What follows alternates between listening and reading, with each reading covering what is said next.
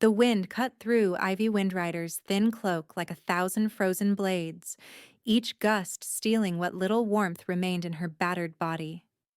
She stumbled through the knee-deep snow, her bare feet long since numb to the ice that scraped against her skin. The moon hung low and accusing in the winter sky, casting pale light across the endless white expanse of the northern wilderness, a landscape that stretched before her like a death shroud, beautiful and merciless. 3 days. 3 days since they had torn the packmark from her shoulder with silver-tipped claws. 3 days since she had eaten anything more substantial than frozen berries that turned to ash on her tongue. 3 days since the world she knew had crumbled to dust and left her with nothing but the small, terrifying life growing inside her womb. A life that had gone silent. Ivy pressed her hand against her belly, still barely rounded beneath her stained dress, and reached desperately for the connection that should have been there. Every pregnant wolf could feel their pup, the flutter of movement, the steady rhythm of a tiny heart beating in counterpoint to their own. It was the first bond, the primal bond, the one that preceded all others. She had felt it once, just once, a week after she realized she carried Raven's child. A delicate pulse of life that had made her weep with unexpected joy despite the circumstances of the conception. Now there was only silence. Cold, empty silence where her pup's heartbeat should have been. Please, she begged, whatever gods might still listen to a wolf with no pack. Please, don't take this from me too. It's all I have left. It's the only part of me that still matters. Her wolf stirred weakly in her chest, a pale shadow of the fierce creature she had once been. Since the accusation, since they had dragged her before the entire pack and pronounced her guilty of murder most foul, her wolf had retreated to a place Ivy couldn't reach. The bond between woman and beast, usually so seamless that Ivy couldn't tell where one ended and the other began, now felt like a fraying rope stretched across an impossible chasm. "We're dying," her wolf whispered, and the resignation in that voice made Ivy's eyes burn with tears that froze instantly on her cheeks. "The pup is dying. We don't have much longer." "No," Ivy gasped aloud, the word torn from cracked lips. Her voice was a ragged thing, destroyed by days of sobbing and screaming and finally, terrible silence. "No, I won't accept that. We'll find shelter. We'll find food. We'll survive this." But even as she spoke the words, her legs buckled beneath her. She crashed into the snow with a muffled cry, the impact jarring through her exhausted body. For a long moment she simply lay there, half buried in the drift, staring up at the stars that wheeled overhead with cold indifference. The constellations looked different here, this far north. The patterns she had known since childhood, the running wolf, the hunter's moon, the sacred circle, were tilted and strange, as if even the sky had turned its back on her. "Get up," she commanded herself. "Get up, Ivy. The pup needs you to get up." But her body refused to obey. The cold had seeped too deep into her bones, had wrapped its glacial fingers around her heart and squeezed until every beat felt like an act of defiance. She was 23 years old, a trained healer, daughter of a respected bloodline, and she was going to die alone in the snow like a wounded animal that had crawled away to meet its end in solitude. The memory rose unbidden. Luna Margaretten's beautiful face twisted with grief and rage, her golden hair matted with sweat from the miscarriage that had stolen her much-wanted heir. And there, beside her, Raven Valewood, handsome, treacherous Raven with his poet's mouth and his serpent's heart, pointing his accusing finger at Ivy like a blade. "She prepared the pregnancy tea," Raven had said, his voice trembling with convincing anguish. "She was the only one who touched it. My Luna, look at what this jealous creature has done to you." Ivy had been too stunned to speak, too frozen with horror as she realized what was happening, what trap had closed around her with teeth of iron and lies. She had prepared the tea, yes, She prepared all of Luna Margaretta's wellness teas, had done so for 3 years as the pack's junior healer, but she had added nothing to it. Nothing but the herbs the Luna herself had requested.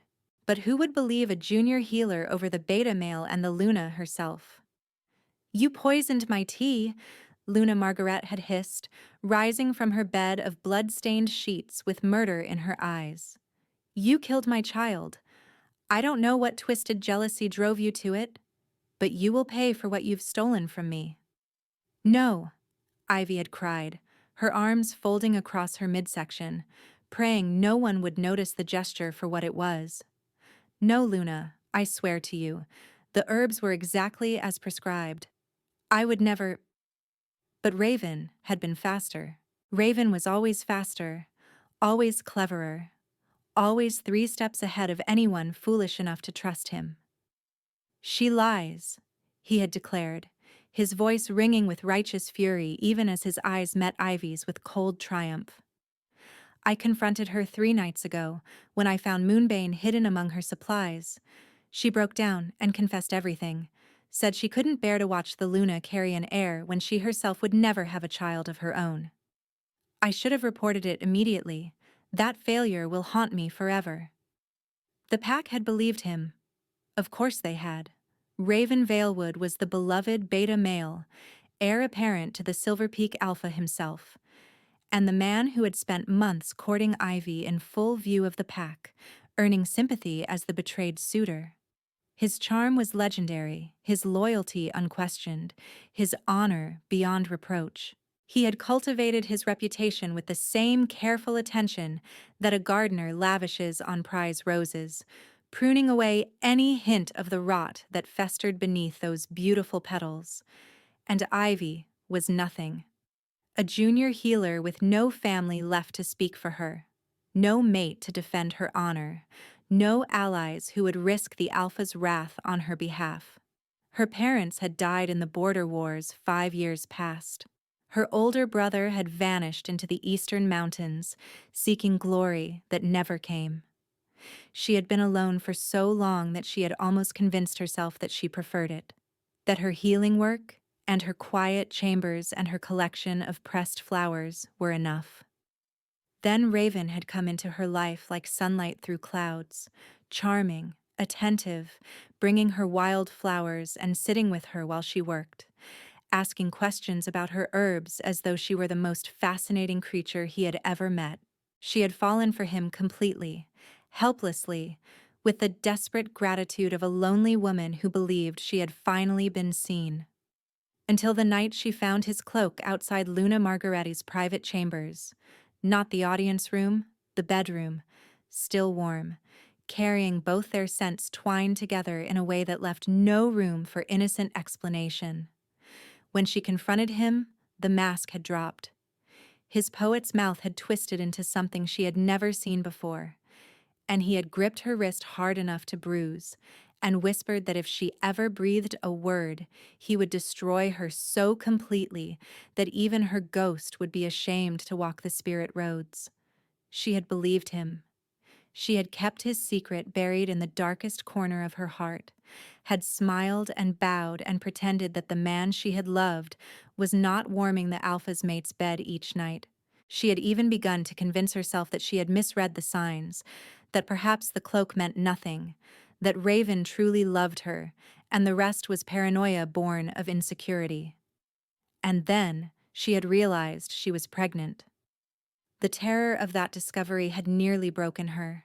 For 3 days she had locked herself in her chambers, weeping and praying and bargaining with gods who offered no response. She had considered every option, herbs that could end the pregnancy, a confession that might spare her from Raven's wrath, even the coward's choice of a knife and a warm bath. But when she had first felt the flutter of her pup's heartbeat, something had changed. Something fierce and protective had risen up inside her, a maternal instinct so powerful that it had burned away her fear and left only determination in its wake. She would have this child. She would protect this child. She would love this child with every fiber of her being, and she would find a way to give it a life worth living. She had not counted on Raven's paranoia, had not realized that he watched her more closely than she knew, that he had spies among the servants who reported her every move. When Luna Margaret announced her own pregnancy a month later, Ivy had seen the calculation in Raven's eyes and understood, with sick certainty, that he would never allow two children to exist who might threaten his carefully constructed future. The miscarriage had given him his opportunity. Whether he had somehow caused it himself or simply seized upon the tragedy to eliminate a threat, Ivy would never know. All she knew was that Luna Margaretta's accusations had been waiting for her like a trap already sprung, that Raven's performance had been too polished, too perfect, to have been improvised. He had planned her destruction from the moment he realized she carried his child. The trial had been a farce. The Alpha, grief-stricken over his Luna's loss and furious at the thought of betrayal within his own pack, had pronounced sentence before Ivy could even finish speaking in her own defense. Banishment, the tearing of the pack mark, the stripping of her name from the registry of wolves. And then, as the pack watched in satisfaction, they had dragged her to the border and thrown her into the snow with nothing but the clothes on her back and the dead weight of her silence in her womb. "You did this to us," her wolf whispered, and for once, Ivy couldn't argue. "You trusted when you should have been suspicious. You hoped when you should have been afraid. You loved that pup from the moment you felt its heart, and now that heart has stopped, and we will die here together in the cold." Asterisk Ivy closed her eyes against the stars. The snow was almost warm now, or perhaps she was simply too frozen to feel its chill. This was what death felt like, she realized. This slow surrender, this gentle fading, this sense of finally being allowed to rest. "I'm sorry," she thought to the silent presence in her womb. "I'm sorry I couldn't protect you. I'm sorry I wasn't stronger. I'm sorry your father was a monster, and your mother was a fool." A howl split the night. Ivy's eyes flew open, her heart seizing with primal terror. Wolves. She was in someone's territory, she realized. She had crossed a border without knowing, had stumbled into lands that belonged to a pack she didn't know, and now they had found her, and she was too weak to run, too broken to fight, too empty to even beg for mercy. "Let them come," she thought with something like relief. "At least it will be quick." But the howl that answered was not the hunting cry of a pack on the chase. It was something else. A sound she had never heard before, low and commanding and tinged with something that might have been concern.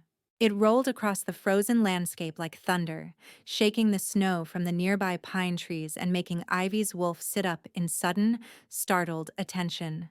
Footsteps, heavy, deliberate, coming closer through the drift. Ivy tried to turn her head, tried to see what approached, but her body had finally surrendered entirely to the cold. She could only lie there, helpless as a newborn, as a shadow fell across her prone form, and a voice like crushed velvet and winter storms spoke words that seemed to come from very far away. "By the old gods," the voice said. "She's barely alive." Hands touched her then, large hands impossibly warm against her frozen skin, gentle despite their obvious strength. They turned her over, brushed the snow from her face, and Ivy found herself staring up into eyes the color of aged amber, set in a face that seemed carved from stone and shadow and something ancient beyond reckoning. "Can you hear me?" the stranger demanded. His voice was rough with urgency. "Female, can you hear my voice? How long have you been out here?" Ivy's lips moved, but no sound emerged. She couldn't look away from those eyes. They burned with an intensity that seemed to reach inside her chest and wrap around her stuttering heart, demanding that it keep beating despite every logical reason to stop. He was beautiful, she thought distantly.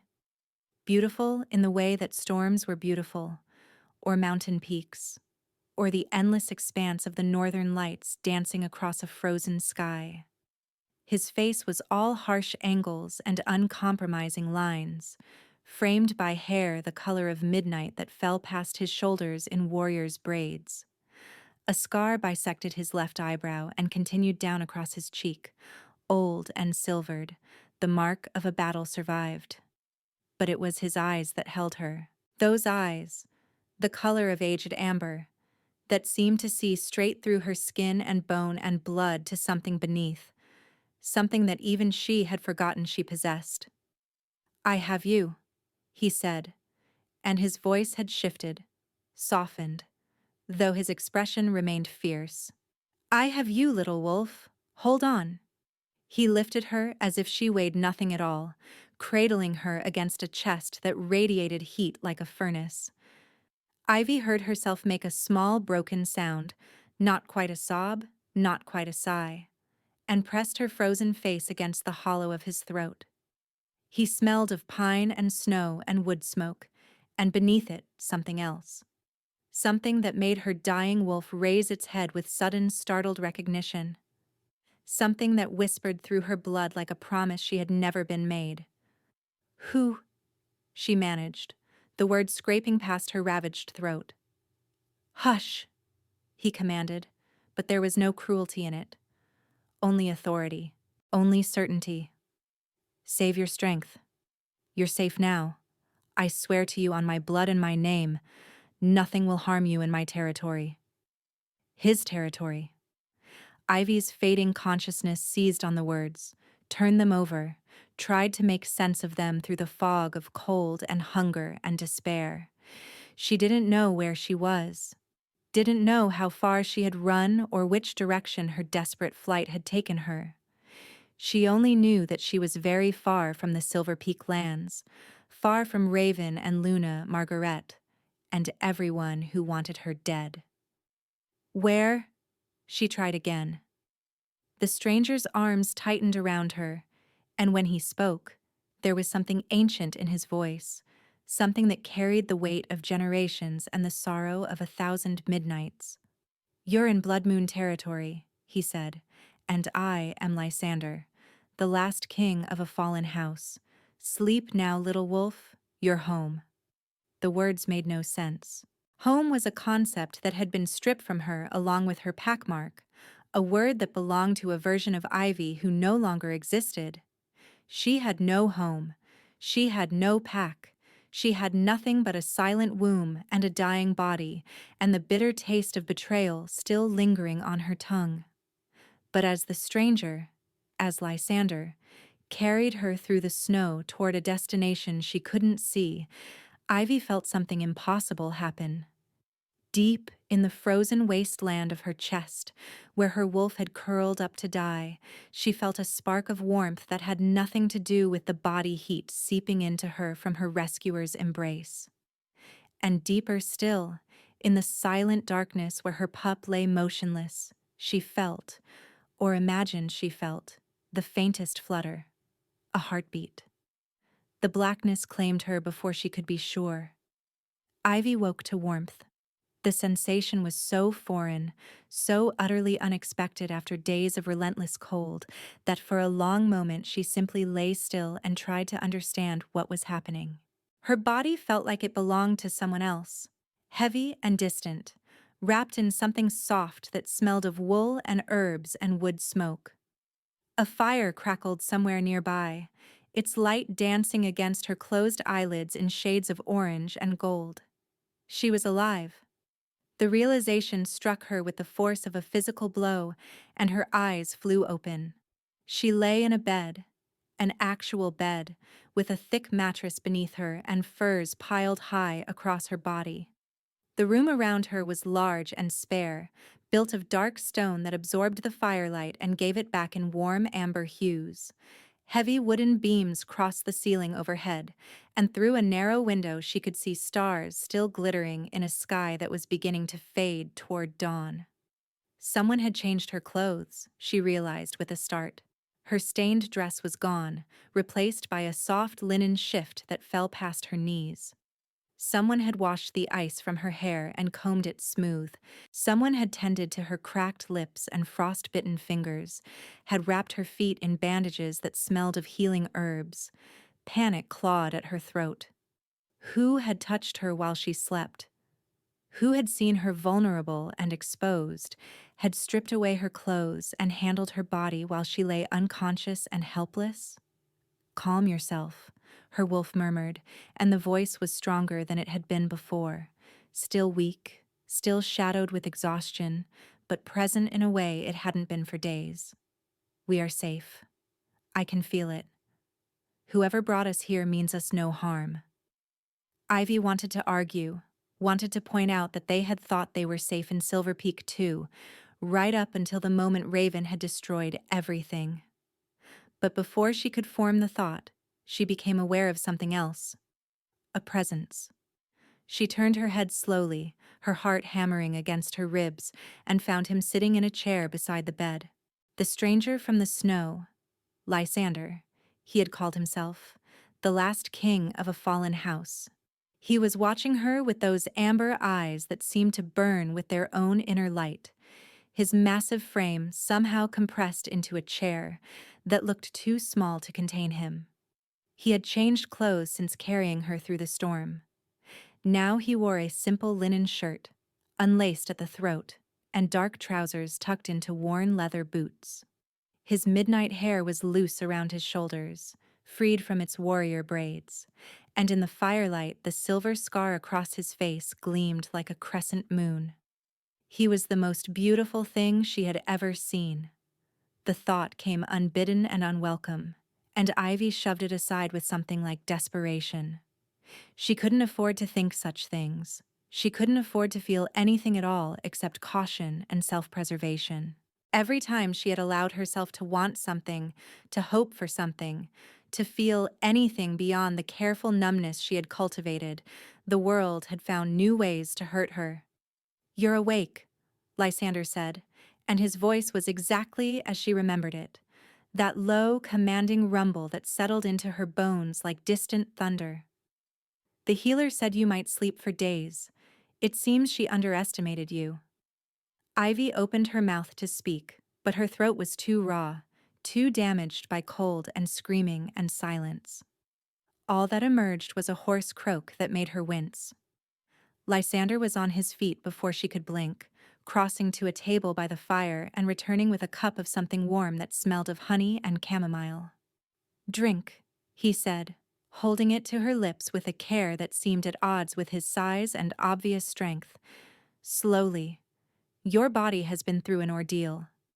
She should refuse. She should pull away, demand answers, find out where she was and what he wanted from her. But the liquid was warm and sweet and soothing, and her treacherous body had already started drinking before her mind could catch up.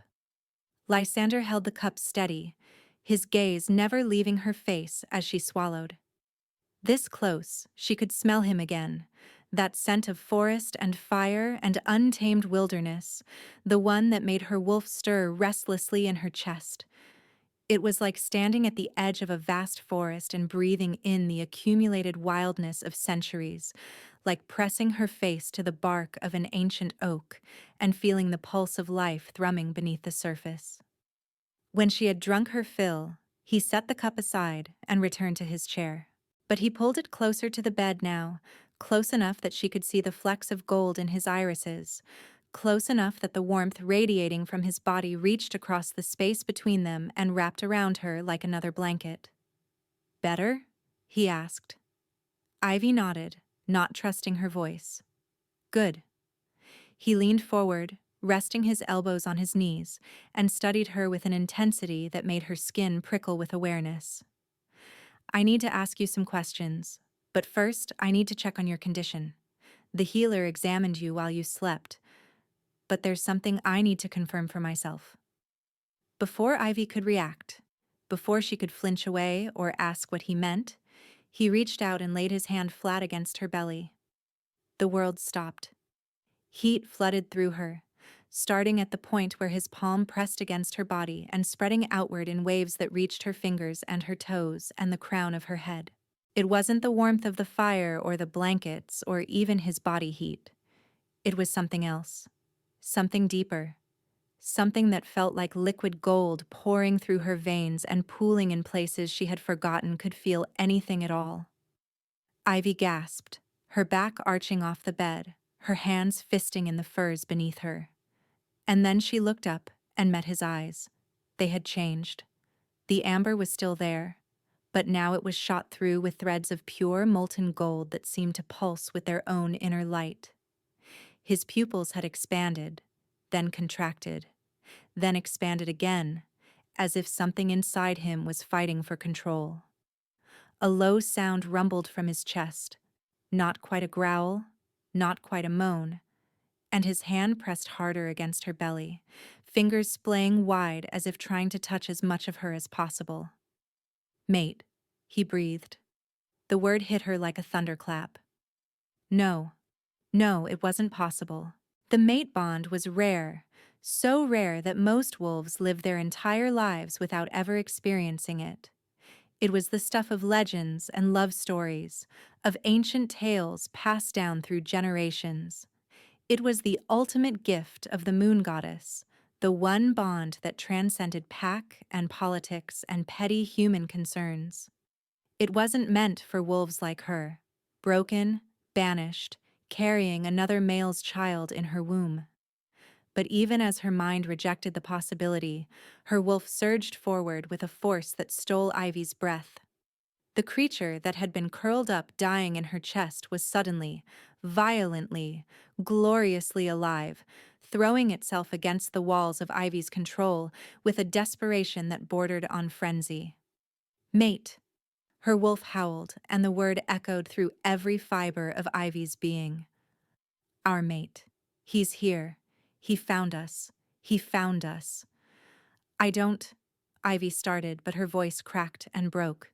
Lysander's other hand came up to cup her face, his touch impossibly gentle despite the trembling she could feel running through his fingers. "Breathe," he commanded, and there was a thread of something wild in his voice, something barely leashed. "I know this is— I didn't expect. Just breathe." She tried. She pulled air into her lungs and felt it burn, felt her whole body burning with this impossible fire that had ignited between them. His thumb stroked across her cheekbone, and she felt the touch in places that had nothing to do with her face, felt it in her chest and her belly and somewhere deeper still, somewhere that had been cold and empty for so long that she had forgotten it existed. And then, impossible and miraculous, she felt something else. In her womb, in that silent darkness where her pup had lain motionless for days, she felt movement, a flutter, a kick, and beneath it, threaded through the warmth that was still flooding her body from the place where Lysander's hand rested, she heard it. Thump, thump, thump, thump, thump, thump. Her pup's heartbeat.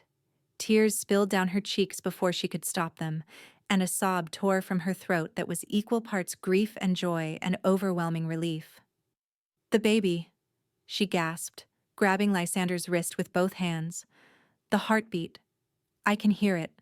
I thought—" "I know," he said, and there was wonder in his voice, wonder and something that looked almost like reverence. "I can feel it.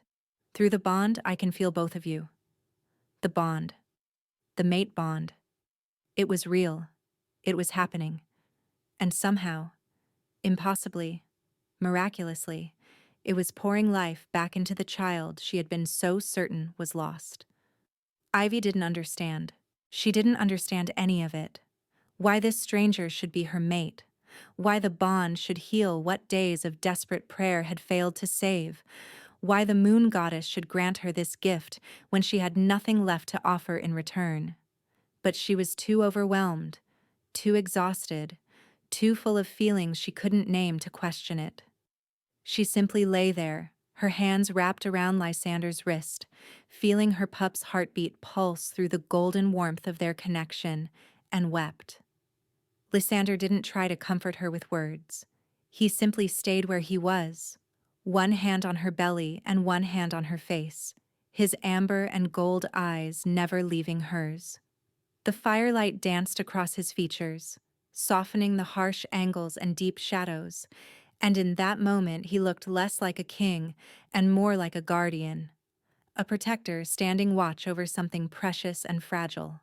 When her tears finally slowed and her breathing steadied, he spoke again. "You need rest," he said softly. "Real rest, not the unconsciousness your body forced on you. But first—" He paused, and something flickered across his face, gone too quickly for her to identify. "First, you should know that you're safe here. Whatever happened to you before, whatever drove you into that storm, it can't touch you in Blood Moon territory. I won't allow it." Ivy wanted to believe him, wanted it so badly that her chest ached with the force of it. But Raven had said similar things once, had whispered promises of protection and affection and care, and she had believed him too. She had trusted, and she had been destroyed. "You don't know me," she heard herself say, her voice still rough but steadier now. "You don't know what I've done, what they said I did." Lysander's expression didn't change. "I know you're carrying a pup," he said. "I know you were cast out by your pack, left to die in the winter waste. I know you've been starved and frozen and pushed to the very edge of death." His thumb traced another gentle arc across her cheekbone. "And I know that you're my mate." "That doesn't mean—" "It means everything." His voice was quiet but absolute, leaving no room for argument. "I don't care what they accused you of. I don't care what you've done or what you haven't done. You belong to me now, and I protect what's mine." The possessiveness in his words should have frightened her. After Raven, after everything, she should have recoiled from any male who spoke of ownership and belonging. But there was something different in the way Lysander said it. Not the entitlement of a male who took what he wanted, but the fierce devotion of a wolf who had found something worth dying for. Her wolf purred in her chest, a sound of contentment Ivy hadn't heard in months. "He's ours," her wolf insisted. "Feel it. Feel how right this is. We've been waiting for him our whole lives." Ivy closed her eyes, too exhausted to fight anymore. "I don't understand any of this," she whispered. "You don't have to understand it tonight." His hand slid from her face and she felt the loss of contact like a physical blow. "Just rest. We'll talk more when you're stronger." She heard him rise, heard his footsteps crossing the stone floor toward the door, and something inside her lurched with unexpected panic. "Wait," she called, her eyes flying open. Where are you going?" Lysander paused with his hand on the door frame, looking back at her over his shoulder. The firelight outlined his massive form in gold and shadow, and for a moment, he looked less like a man and more like something from the old stories, a guardian spirit, a forest god, a creature of myth and legend made temporarily flesh. "I'll be just outside," he said. "I won't leave you unprotected." Then he was gone, and the door closed softly behind him. Ivy lay in the darkness, listening to her pup's heartbeat and the crackle of the fire and the faint sound of breathing just beyond the threshold. She should be afraid, she thought. She should be making plans, plotting escape routes, preparing for the moment when this strange kindness revealed itself to be just another trap. But her wolf was purring, and her pup was alive, and her body was warm for the first time in days, and before she could form another coherent thought, sleep reached up and pulled her under. She didn't dream. Ivy woke to the sound of movement. For a terrible moment she was back in Silver Peak, back in her healer's quarters with the door swinging open in the dark and Raven's silhouette filling the frame. He had come to her the night after she discovered the cloak, had stepped inside without invitation and gripped her wrist until the bones ground together, whispering what he would do to her if she ever spoke. Her heart seized in her chest and her hands curled into fists, bracing for the cruelty that always followed kindness. But the scent that reached her wasn't Raven's. It was Lysander's scent, pine and wood smoke, already as familiar as her own heartbeat. And beneath it that wild, ancient essence that made her wolf sit up and take notice. Lysander. She opened her eyes to find him moving quietly around the room, adding wood to the fire and setting something on the small table near the window. Early morning light filtered through the glass, pale and silver, illuminating the dust motes that danced in the air. The storm had passed. She could tell by the silence outside, the absence of wind that had howled through her nightmares for days. "You're awake," Lysander said without turning around. "You slept for almost 12 hours. The healer says that's a good sign." Ivy pushed herself up against the headboard, wincing at the ache in her muscles. Her body still felt fragile, still felt like it might shatter at the slightest pressure, but the bone-deep cold was gone. In its place was a warmth that seemed to radiate from somewhere inside her, pulsing gently in time with her heartbeat. In time with her pup's heartbeat, still steady, still strong. "Here," Lysander said, crossing to the bed with a wooden bowl in his hands. "You need to eat." The smell hit her before she could see what the bowl contained. Rich, savory broth with hints of rosemary and thyme, chunks of vegetables and tender meat floating in the golden liquid. Her stomach cramped with sudden desperate hunger, and her mouth watered so intensely that she had to swallow before she could speak. "I can feed myself," she said, reaching for the bowl. But Lysander held it just out of her reach, his gaze fixed on her face with an intensity that made her skin prickle. "In a moment," he said. "First, I need to show you something." Before she could ask what he meant, he raised the bowl to his own lips and took a long sip. He swallowed, held her gaze for several seconds, and then offered the bowl to her. "I prepared this myself," he said. "I tasted it first, as you saw. If there was anything wrong with it, anything harmful, I would feel the effects before you." Ivy stared at him, her hand frozen halfway to the bowl. He knew. He knew she had been accused of poisoning, knew that someone had used food as a weapon against her. Either he had somehow discovered the details of her banishment, or he had simply looked at her, at the terror in her eyes whenever someone mentioned eating, at the way she had flinched when the healer tried to give her medicine, and understood. "Why?" she whispered, the words scraping past the tightness in her throat. Lysander's expression didn't change, but something shifted in his eyes, a flash of something dark and angry that was gone as quickly as it appeared. "Because you need to eat," he said simply. "Because you're carrying a pup who needs nourishment. Because you won't let yourself trust anything unless you know it's safe." He paused, and when he spoke again, his voice was softer. "Because I know what it's like to have your trust betrayed so completely that you can't remember how to believe in anyone." He held out the bowl, and this time Ivy took it. The broth was perfect. Warm and rich and seasoned with a skill that spoke of long practice. She ate slowly at first, forcing herself to take small sips despite the screaming hunger that demanded she gulp the entire bowl in seconds. But as warmth spread through her body and her stomach stopped cramping, she began to eat more quickly, more desperately, until she was scraping the bottom of the bowl with her fingers and licking the last drops from the wooden rim. When she looked up, Lysander was watching her with an expression she couldn't read. "There's more," he said quietly. "As much as you want. But slowly. Your body isn't used to food anymore." Ivy set the empty bowl on the bedside table, her hands trembling slightly. "Why are you being so kind to me?" she asked, and she hated how small her voice sounded, how broken. "You don't know anything about me. You don't know if the accusations against me are true." Lysander didn't answer immediately. Instead, he crossed to the window and stood looking out at the silver morning, his hands clasped behind his back.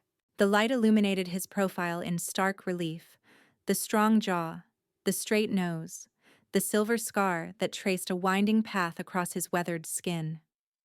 "Do you know why they call this place the Ghost Territory?" he asked finally. Ivy shook her head, though he wasn't looking at her. 5 years ago, the Blood Moon Pack was one of the largest in the Northern Territories. 300 wolves, strong alliances, prosperous trade routes. We had stood for 18 generations, unbroken and undefeated. His voice was flat, recounting facts rather than emotions. Then the shadow packs came from the eastern mountains. They attacked without warning, without declaration of war, without any of the protocols that govern conflict between packs. They slaughtered everyone they found. Ivy felt the blood drain from her face. She had heard rumors of the Blood Moon massacre. Everyone had. But the stories were vague and contradictory, dismissed by most as exaggerated tales from the lawless northern frontier. "I was away," Lysander continued, "meeting with potential allies in the southern territories, trying to negotiate a treaty that would have strengthened our borders. When I returned..." He stopped, and for the first time, his voice wavered. "When I returned, I found nothing but corpses and ashes. 300 wolves. My father, my mother, my sisters, the pups in the nursery, the elders in the healing hall, everyone." "I'm so sorry," Ivy whispered, the words inadequate and automatic. Lysander turned from the window to face her, and now she could see the ghosts that lived in his eyes, shadows of grief and guilt and rage that had never quite faded. For years afterward, the other packs whispered that I had abandoned my people, that I had run away while they were slaughtered, that a true alpha would have been there, would have died with his pack rather than surviving alone. His jaw tightened. They called me a coward, a deserter, a king without a kingdom. "That's not fair," Ivy said, and she was surprised by the anger in her own voice. "You couldn't have known. You were doing your duty." "I know that now. I didn't know it then." He crossed his arms over his chest, and for a moment he looked older than his years, worn down by the weight of losses she couldn't begin to imagine. "For 3 years, I believed everything they said about me. I thought I deserved their contempt, their suspicion, their whispered accusations. I punished myself with their words because I couldn't find the wolves who had actually committed the crime." He fell silent, and Ivy understood what he was trying to tell her. "You think the accusations against me are lies," she said slowly. "I think that you were cast out while pregnant, left to die in a winter storm, and that there are very few crimes that would warrant such a sentence." His eyes met hers, burning with conviction. "I think that someone wanted you dead and didn't care about the pup you carried. And I think that if you were truly guilty of harming Aluna, you would not have that look in your eyes." "What look?" "The look of someone who has been betrayed by everyone she trusted, who has been told she is worthless so many times that she started to believe it." He crossed back to the bed, and this time he didn't sit in the chair. He knelt on the floor beside her, bringing his face level with hers. "I know that look, because I've seen it in my own reflection every day for 5 years." Ivy felt tears prick at her eyes again, but she blinked them back. She was so tired of crying, so tired of being weak and broken and helpless. "They said I poisoned the Luna's pregnancy tea," she heard herself say. "They said I killed her pup because I was barren and jealous." Lysander's expression didn't change. "And?" "I didn't. I swear to you, on my life and my blood and the pup I carry, I didn't poison anyone." The words came tumbling out now, desperate and raw. "The beta, Raven, he courted me, made me believe he loved me. But he was having an affair with the Luna. When I discovered it and then realized I was carrying his child, he needed me silenced before I could expose them both." For a long moment, silence hung between them. Ivy waited for the disbelief, the skepticism, the careful questions designed to poke holes in her story. Instead, Lysander reached out and took her hand in his. "I believe you," he said simply. 3 words. 3 small words that shouldn't have meant anything, shouldn't have been able to reach past the walls she had built around her heart. But they did. They cut through every defense she had constructed, every layer of numbness she had wrapped around herself, and struck something tender and wounded in her core. "You can't know that," she whispered. "You have no proof." "I don't need proof." His thumb traced gentle circles across her knuckles. "I have the bond. And the bond tells me that you are not a murderer, that you are not cruel or treacherous or false. What does the bond tell you that I am?" Lysander was quiet for a moment, considering the question. When he spoke, his voice was low and certain, leaving no room for doubt. "Brave," he said, "strong, stubborn beyond all reason, loyal to a fault, capable of love so fierce it terrifies you." His eyes held hers, and she saw her reflection swimming in their depths. Wounded, hunted, desperate for someone to see her as she really is rather than as the monster they painted her to be. The tears spilled over then, tracking hot lines down her cheeks. She couldn't stop them, couldn't hold them back anymore, and when Lysander rose and gathered her into his arms, she didn't resist. She buried her face against his chest and wept for her lost pack, and her shattered future, and the pup who had nearly died in her womb, wept for the girl she had been before Raven took everything from her. Lysander held her through all of it, one hand cradling her head and the other pressed flat against her back. He didn't tell her it would be all right. He didn't offer empty promises or meaningless platitudes. He simply held her, solid and warm and impossibly real, and let her pour out the grief she had been carrying alone for so long. When the storm finally passed and Ivy pulled back, wiping her eyes with the back of her hand, Lysander cupped her face between his palms and brushed his thumbs across her damp cheeks. "You're not alone anymore," he said quietly. "Whatever happens next, whatever comes for us, you face it with a pack at your back. Even if that pack is only the 2 of us." Ivy should have argued, should have pointed out that 2 wolves didn't make a pack, that they were strangers who had known each other for less than a day, that the mate bond, as powerful as it was, couldn't erase months of trauma and years of caution. But when she opened her mouth, what came out was something else entirely. "3," she said, and managed a watery smile. "3 of us."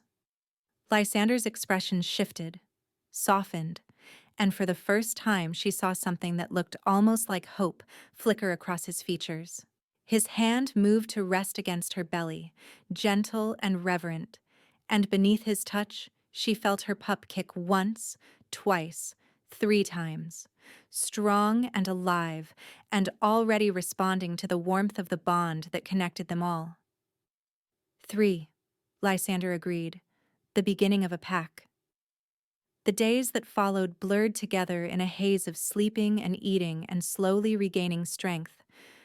Ivy learned the contours of her new reality piece by piece, like assembling a puzzle without knowing what the final image would show.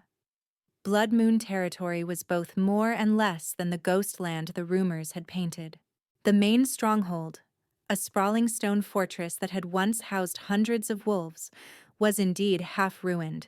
Its eastern wing collapsed entirely and its great hall open to the elements. But the western wing was solid and warm, patched together with obvious care and determination, and the small group of wolves who lived there had turned the remaining space into something almost like a home. There were 18 of them, Ivy learned. 18 wolves who had either survived the massacre by chance or circumstance, or who had drifted to Blood Moon territory in the years since.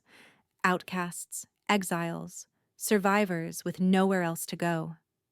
They kept to themselves mostly, watching Ivy with wary eyes and whispered conversations that fell silent whenever she approached. Brenna, Ivy would later learn, had been Blood Moon's healer before the massacre, one of the few who survived by chance. She had been foraging in the northern peaks when the Shadow Packs attacked, and had wandered for years before finding her way back. They don't trust outsiders, Lysander explained when she asked about their coldness. They've learned that strangers usually mean danger. Give them time. Ivy nodded, understanding all too well. She didn't trust easily anymore either. But on the fourth night after her arrival, something changed. She was making her slow way through the corridor that connected the sleeping quarters to the main hall, one hand braced against the stone wall for support, when she heard the voices. "Don't belong here. Can't you smell it? There's another male's mark all over that pup she carries. And the alpha brought her here anyway. Keeps her in the room next to his. Acts like she's already his mate." His mate? A derisive snort. A pregnant female who was cast out of her pack? What kind of Luna is that? More likely she bewitched him. Same way she must have bewitched that other pack. Healers have tricks. She murdered their Luna's pup. Everyone knows it. Why else would they banish a pregnant female in the dead of winter? Exactly. And now she's here, spinning her lies, and our alpha is too blinded by the bond to see the truth. Ivy pressed herself flat against the wall, her heart pounding against her ribs. The speakers were around the corner, hidden from view, but their words carried clearly through the cold stone corridor. They believed it, just like her old pack had believed it. No matter where she ran, the accusations followed, spreading like poison through water. She should turn back. Should retreat to her room and pretend she hadn't heard, pretend that the whispers and the suspicious glances didn't cut her to the bone. But her legs wouldn't move, frozen in place by the familiar weight of shame and despair. Enough. The voice came from behind her, and Ivy whirled to find Lysander standing in the doorway of his own chambers. His eyes blazed with cold fury, and the power that radiated from his body made the air itself seem to crackle with tension. He stalked past her without a word, rounding the corner in 3 long strides. The whispered conversation cut off abruptly, replaced by the shuffle of feet and hasty muttered apologies. "I don't want apologies," Lysander said, and his voice had dropped to a register that Ivy felt in her bones, the voice of an alpha commanding absolute obedience. "I want you in the Great Hall. Now. All of you. Spread the word to the others." 20 minutes later, Ivy stood at the edge of the half-ruined Great Hall, wrapped in a borrowed cloak, and wondering if she should have stayed in her room. The 18 wolves of Blood Moon territory had assembled in a loose semicircle, their faces wary and their postures tense. Several of them shot glances at Ivy that ranged from hostile to merely suspicious. Lysander stood at the center of the hall, near the massive hearth that held one of the only functioning fires in the fortress. The flames painted his face in shades of gold and shadow, and when he spoke, his voice carried easily to the far corners of the ruined space. 17 months ago, I found the 3 of you half dead in the southern marshes, fleeing a pack that had decided your bloodlines weren't pure enough to deserve protection. He pointed to a trio of wolves huddled near the eastern wall, 2 young males and an older female with silver threading through her dark hair. I took you in without question. I gave you food, shelter, a place in my pack. He shifted his attention to another group. 8 months ago, I found you wandering the western trade roads, starving and desperate, after your alpha sold your families to slavers to pay his gambling debts. I took you in without question. His gaze swept across the assembled wolves, meeting each pair of eyes in turn. Every one of you came to me as an outcast. Every one of you arrived with accusations trailing in your wake. Thieves, deserters, oath-breakers, traitors. Every one of you was given a second chance because I know what it means to be judged by rumors rather than truth. Silence hung heavy in the hall. Ivy saw shame creeping across several faces, saw eyes dropping to the floor and shoulders hunching with discomfort. Now, Lysander continued, and his voice dropped to something soft and deadly. I bring someone to our territory, someone the bond identifies as my mate. Someone who was cast out pregnant, left to die in a winter storm, and fought her way to our borders with nothing but her will to survive. He paused, letting the words sink in. And I hear that some of you have already decided she's guilty, that some of you have been whispering about murderers and bewitchment and lies. One of the younger males, a wolf with close-cropped brown hair and a permanent sneer, spoke up with more bravado than sense. The rumors said, I don't care what the rumors said. Lysander's voice cracked like a whip, and the young wolf flinched back. I cared about the rumors when they called me a coward for surviving the massacre. I cared about them when they named me the alpha who abandoned his pack. How many of you believed those rumors before you came here and saw the truth with your own eyes? No one answered, but Ivy saw the shame deepen on several faces. She is my mate, Lysander said, and now he turned to look at Ivy, his expression softening as he found her across the crowded hall. The bond is real. It cannot be faked, cannot be bewitched into existence, cannot be created by any healer's trick. She carries a pup that is not mine by blood, but that I will claim as my own, because that is what a true alpha does. He protects the vulnerable, not persecutes them. He held out his hand toward her. For a long moment, Ivy couldn't move. The weight of 18 pairs of eyes pressed against her, and she felt the old terror rising, the certainty that if she stepped forward, she would be struck down, that any offer of safety was just another trap waiting to be sprung. But Lysander's hand remained steady, and his eyes never left hers. And through the golden warmth of the mate bond, she felt something that cut through all her fear. Absolute, unwavering certainty. He believed in her, even if no one else did, even if the whole world whispered poison in his ears. He believed. Ivy stepped forward. She crossed the hall with her head held high, ignoring the whispers and the stares, and when she reached Lysander's side, she took his outstretched hand and let him draw her close. This is Ivy, he said to the assembled pack. She is my mate, and your future Luna. Any wolf who disrespects her answers to me. Any wolf who threatens her, harms her, or conspires against her will be cast out of this territory and hunted through every shadow until the end of their days. His voice was quiet, but the promise in it was absolute.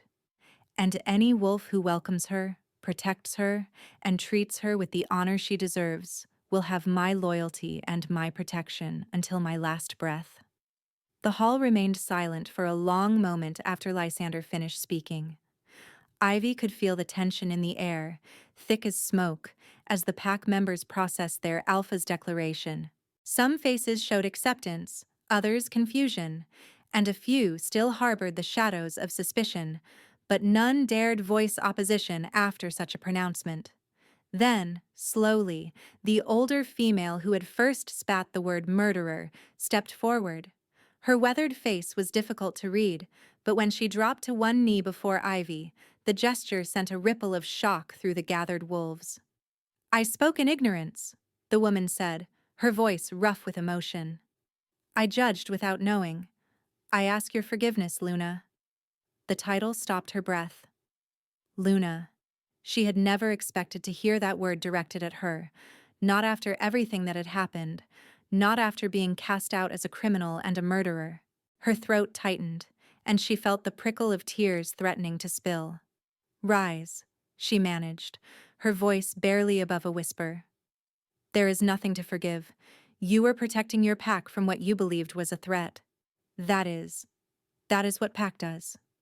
One by one, the other wolves followed suit, kneeling, offering words of welcome or simply bowing their heads in acknowledgement. The young male who had spoken out of turn was among the last, his face burning with embarrassment as he mumbled an apology. Through it all, Lysander's hand remained warm and steady in hers, an anchor in the overwhelming tide of acceptance. She could feel his satisfaction through the bond, his fierce pride in her composure, his relief that his pack had chosen to follow his lead. When the last wolf had offered their respects, Lysander dismissed them with a nod. They filed out in small groups, their whispers now carrying different tones: curiosity instead of condemnation, wonder instead of suspicion. "You did well," Lysander murmured when they were finally alone. "I know that wasn't easy." Ivy let out a shaky breath. "I kept waiting for someone to call you a fool for believing me, for someone to demand proof. They know better." His thumb traced gentle circles on the back of her hand. "And even if they didn't, proof will come in time. You'll show them who you are through your actions, and they'll wonder how they ever doubted." She wanted to believe him. Goddess. She wanted to believe him so badly it ached. But the memory of her former pack's betrayal was still too fresh, the wound still too raw. She had been innocent then, too, and it hadn't mattered. "Come," Lysander said, releasing her hand to gesture toward a side door. "You've had enough excitement for one day. Let me show you somewhere quiet." He led her through a series of corridors that grew progressively warmer as they descended deeper into the stronghold. The walls here were smoother, older, carved from the living rock of the mountain itself. Torches flickered in iron sconces, casting dancing shadows that made the stone seem almost alive. They emerged into a chamber that made Ivy gasp. It was a natural cavern, vast and cathedral-like, with stalactites dripping from a ceiling lost in darkness. But what captured her attention was the pool at its center, a hot spring that steamed gently in the cool air, its waters glowing with an ethereal blue-green luminescence. "The heart of Blood Moon territory," Lysander said softly. "The mineral springs that gave our pack its name. The water runs red during certain seasons, iron from the mountain mixing with the current. But in winter, it turns this color." He paused. "Healers say it has restorative properties. I thought, for you and the pup." Ivy pressed a hand to her belly, where that precious flutter had become a steady, reassuring rhythm. The pup was growing stronger by the day, its heartbeat more pronounced with each passing hour. She had begun to believe, truly believe, that her child might survive. "Thank you," she breathed. "This is too much?" "Perfect." She turned to look at him, really look at him, and saw the uncertainty lurking behind his confident facade. He was trying so hard to take care of her, to anticipate her needs, to prove himself worthy of the bond that fate had thrust upon them both. And despite everything she had endured, despite every reason she had to distrust and fear, she found herself wanting to trust him. She wanted to believe that this could be real. 2 weeks passed in something approaching peace. Ivy's strength returned gradually, her body healing from the ordeal of her flight through the winter wilderness. Lysander's pack, her pack now, she supposed, though the thought still felt foreign, treated her with a cautious respect that slowly warmed into genuine acceptance. Brenna appointed herself as Ivy's unofficial guardian, appearing at odd hours with herbal teas and wool blankets, and unsolicited advice about pregnancy that Ivy found oddly comforting. The pup grew stronger, too. Each morning, Ivy would press her hands to her swelling belly and listen with her healer's senses, and each morning the heartbeat was louder, steadier, more insistent. The connection she felt to her child was deepening in ways she couldn't explain, as if the mate bond with Lysander had created a bridge that allowed life itself to flow more freely. Brenna explained it to her one morning while sorting herbs. "The bond between a mated pair is powerful magic," the old healer said. "It can reshape things. Minds, hearts, even the life growing in a womb. Your pup will carry Raven's blood, but it will also carry the mark of Lysander's bond, woven into its very essence. By the time she's born, she'll wear his eyes as surely as if they were her own." Ivy had stared at her, disbelieving, but Brenna only smiled. Trust the magic, child. The moon goddess knows what she's doing. She had paused, then added with the air of someone reciting an old lesson. And remember, under the old laws, a Luna who has been wronged holds authority over the wolf who wronged her, regardless of pack. The right of stripping. It hasn't been invoked in living memory, but the law still stands. She didn't understand it fully, but she had stopped questioning miracles. One evening during the second week, Ivy found Lysander in the eastern wing, trying to repair a shattered window frame with hands better suited to wielding a broadsword than threading timber into place. He was cursing softly at a joint that refused to seat properly, his massive fingers fumbling with a wooden peg smaller than his thumbnail. "You're going to split the frame," she said from the doorway. He looked up, startled, then sheepish, an expression so unexpected on the face of an alpha king that something bubbled up in Ivy's chest before she could stop it. A laugh, small and rusty from disuse, but unmistakable. Lysander stared at her as though she had performed a miracle.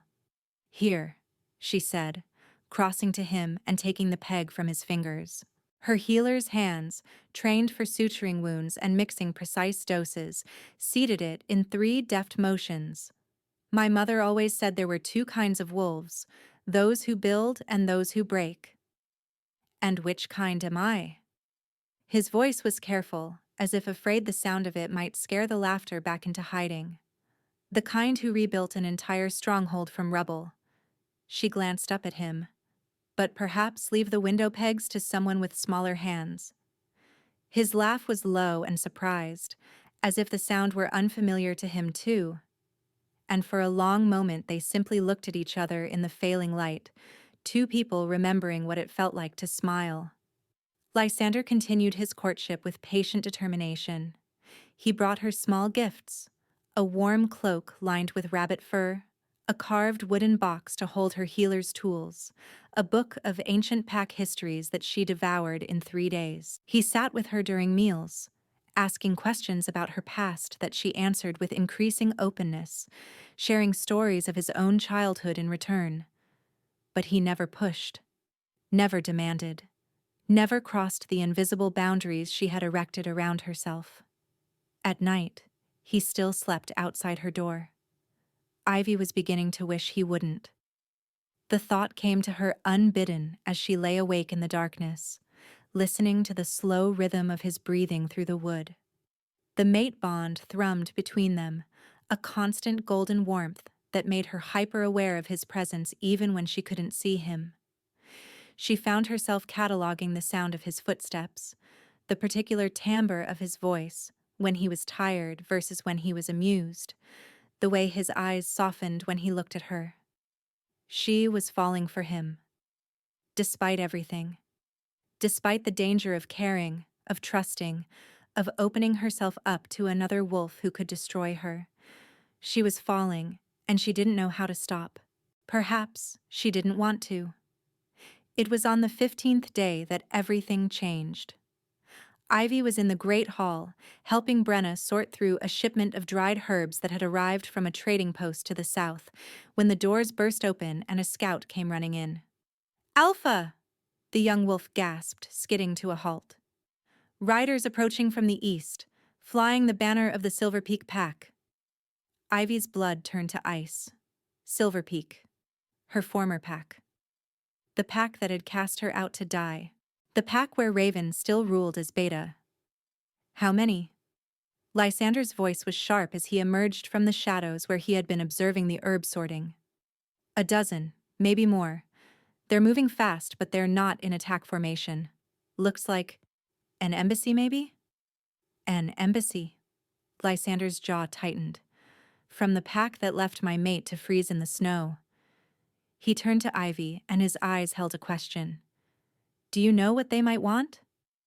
Ivy's hands trembled as she pressed them flat against the herb table.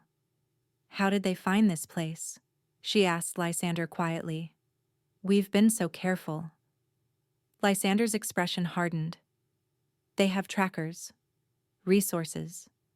And if your scent trail through the winter snow is clear enough." It wouldn't have been difficult to follow your path northward. The question is not how they found us. It's why they've chosen now to come. The fear was rising in her throat like bile. Raven. It had to be Raven.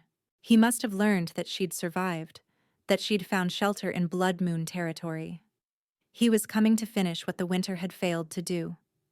They want me, she whispered. They want me dead. Lysander's expression darkened. Then they'll be disappointed. The embassy arrived within the hour.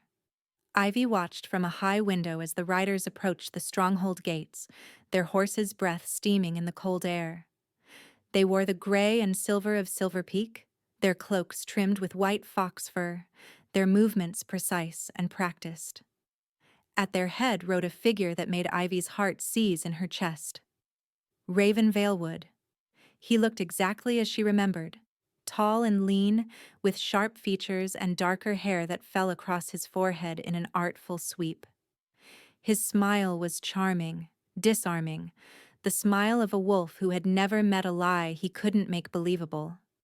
He had used that smile on her once, when he'd wooed her with pretty words and empty promises. He had used it when he'd sworn she was his true mate, his only love, his forever.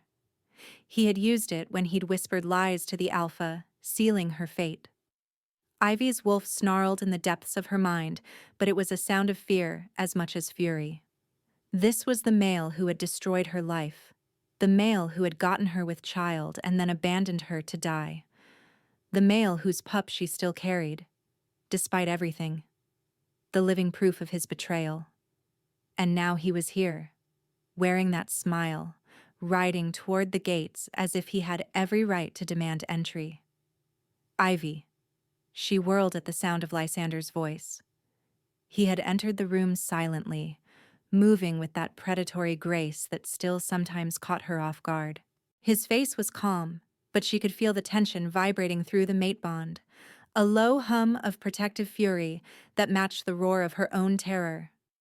"I need you to tell me everything," he said quietly. "Who is he? What does he want? Why does he make you look like you've seen a ghost?" Ivy's throat worked. For a long moment, no words would come. Then, haltingly, she began to speak. "His name is Raven Valewood. He was my mate. Or I thought he was." The words tasted like ash. "He courted me for months, made me believe he loved me. And then, when I was already carrying his pup..." Her voice broke. Lysander moved closer, not touching her, but close enough that she could feel the warmth radiating from his body. "He was having an affair," she managed, "with Luna Margaret, the Alpha's mate. They were planning to kill Alpha Cedric and take control of the pack together. But Margaret became pregnant, with Raven's child, and she couldn't hide it. So they needed a scapegoat." Understanding dawned in Lysander's eyes. "The poisoning accusation." Ivy nodded jerkily. "I was the pack healer. I prepared all of Margaretta's pregnancy teas. It was so easy for them to claim I had tainted them, that I had caused her miscarriage out of jealousy or spite. And no one questioned it because Raven..." She choked on a sob. "Raven testified against me, told everyone I had confessed to him in private. Said I had told him I couldn't stand to see another female carry when I was barren." "But you weren't barren," Lysander said softly. "You were pregnant." "I'd already found out by then, but I told no one. I was terrified of what Raven would do if he learned I carried his child. At the trial, he called me barren in front of the entire pack. No one knew the truth." Ivy wrapped her arms around herself, shivering despite the warmth of the room. "The pup, this pup, is Raven's by blood, and if it's born, if anyone sees it, they'll know. The scent signature will prove whose child it really is. It will prove that Raven and Margaret were lovers, that the whole accusation was a lie, that they murdered their own pup and blamed me for it."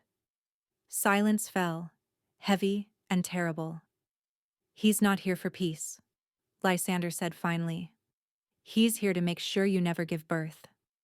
Ivy met his eyes, and in them she saw her own fear reflected back at her, but also something else, something hard and bright and lethal. "Let him try," Lysander growled. "I'll tear his throat out myself." But Ivy knew it wouldn't be that simple. Raven was cunning, manipulative, patient as a spider spinning its web. He wouldn't attack openly, not when he had Blood Moon's entire pack as witnesses. He would find another way, a subtle way, a way that left his hands clean and his reputation intact. She had underestimated him once. She wouldn't make that mistake again. The formal reception took place in the Great Hall that evening. Ivy stood at Lysander's side, dressed in a deep blue gown that Brenna had insisted upon. "You are their Luna now, child. You must look the part." Her hair was braided with silver threads, her hands folded demurely before her, her face a mask of calm composure that belied the terror screaming in her chest. Raven entered with all the swagger of a conquering hero, his entourage fanning out behind him like an honor guard. His eyes found Ivy immediately, and something flickered in their depths. Surprise, perhaps, at seeing her healthy and whole.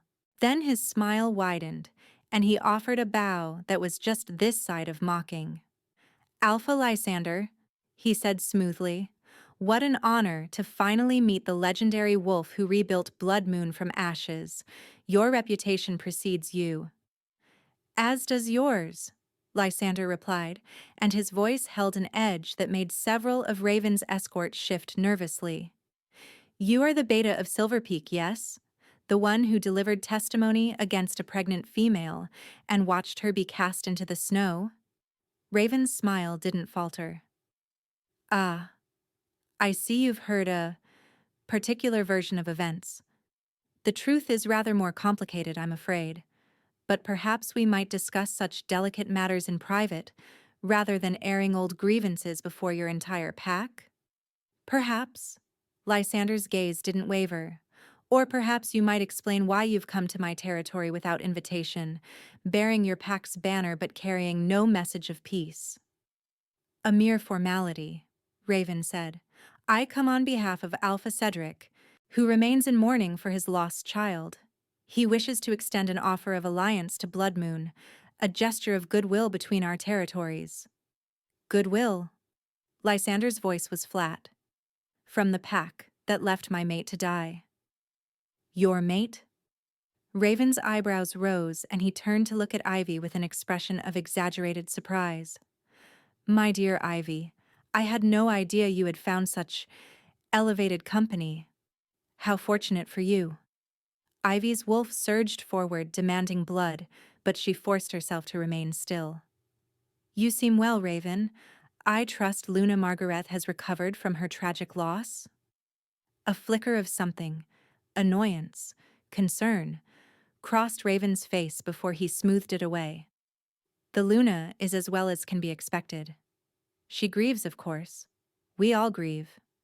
But life goes on." His eyes dropped to Ivy's belly, and his smile sharpened. "Speaking of which, you seem to be doing quite well yourself. Blooming, one might say." The threat was barely veiled. Ivy felt Lysander's hand close over hers, warm and steady, and she drew strength from the contact. "State your purpose," Lysander said, cutting through the pretense. "What do you really want?" Raven's mask slipped, just for a moment, and Ivy saw the predator beneath. "Very well. Since we're being direct." He stepped forward, his voice dropping to something cold and businesslike. "The female you call your mate is a convicted criminal who fled before her sentence could be carried out. Silver Peak demands her return to face justice." "Justice?" Ivy couldn't help the bitter laugh that escaped her. "Is that what you call murder?" "You were sentenced to exile, not execution," Raven replied smoothly. "The fact that you wandered into a winter storm was your own unfortunate choice, but the pack elders have reconsidered. They believe a proper trial, with all evidence examined, might reveal additional truths." Additional truths. The words hung in the air, and Ivy understood their meaning perfectly. If she returned to Silver Peak, she would never reach that trial. She would disappear somewhere along the way, and her pup would disappear with her, and all the evidence of Raven's treachery would be buried forever. "She is not going anywhere," Lysander said, and his voice was pure alpha command, power rippling through every syllable. "She is my mate. She is under my protection. And if Silver Peak has grievances with her, Silver Peak may take them up with me." Raven's smile turned sharp as broken glass. How touching. The great Alpha King, so smitten with a common healer that he can't see the poison in his own bed. He shook his head in mock sorrow. "I had hoped we might resolve this peacefully. But if you insist on harboring a murderess—" "Choose your next words very carefully," Lysander warned, and the temperature in the hall seemed to drop several degrees. For a long moment the two males stared at each other, alpha to beta, predator to predator, the air crackling with barely contained violence. Ivy felt the mate bond flare hot with Lysander's rage, felt her own wolf howling for blood. Then Raven stepped back, that practiced smile sliding back into place.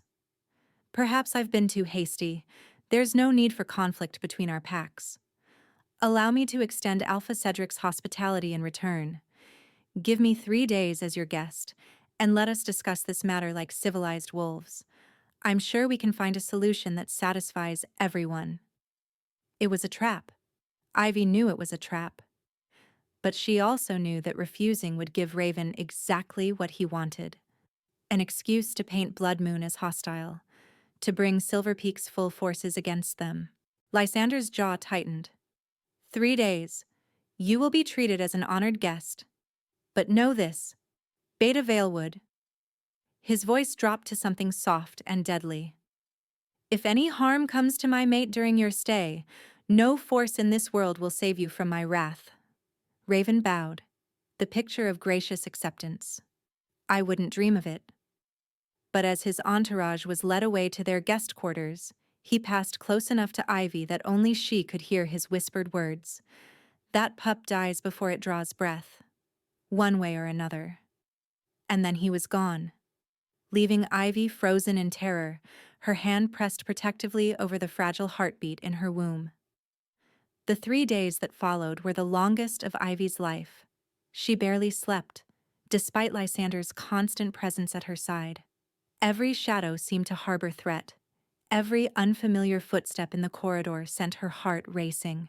The pup's heartbeat remained steady, stronger now than it had been since the mate bond ignited, but Raven's whispered promise echoed through her mind like a curse she couldn't shake. That pup dies before it draws breath, one way or another. Lysander had tripled the guards around their quarters and assigned Brenna as Ivy's personal shadow whenever he couldn't be with her himself. The elderly healer proved surprisingly formidable, her sharp tongue and sharper eyes missing nothing. But even surrounded by protection, Ivy couldn't escape the feeling that something terrible was building, pressure mounting like a storm about to break. On the morning of the 3rd day, she woke to find Lysander already dressed, his expression grave as he knelt beside her bed.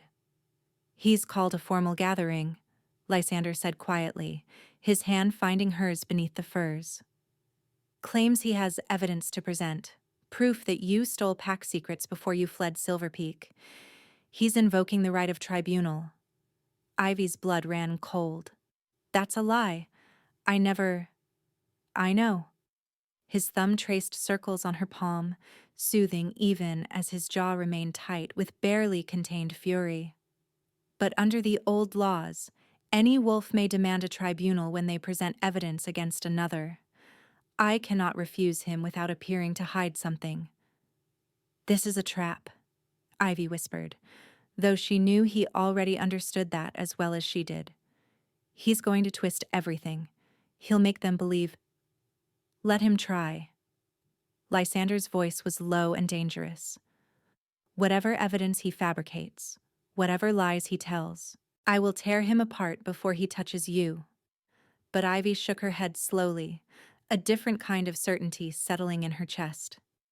She had spent her entire life being protected by others, being spoken for by others, having her fate decided by those who claimed authority over her. In Silver Peak, she had accepted her exile without fighting back because she hadn't believed anyone would listen. She had let Raven orchestrate her destruction because she hadn't trusted her own voice. Not anymore. No, she said, and the word came out steadier than she expected. This is my fight, Lysander. My truth. If anyone is going to expose Raven for what he is, it has to be me. His golden eyes searched her face, and through the mate bond she felt his instinctive resistance, the alpha's need to protect, to shield, to destroy any threat to his mate.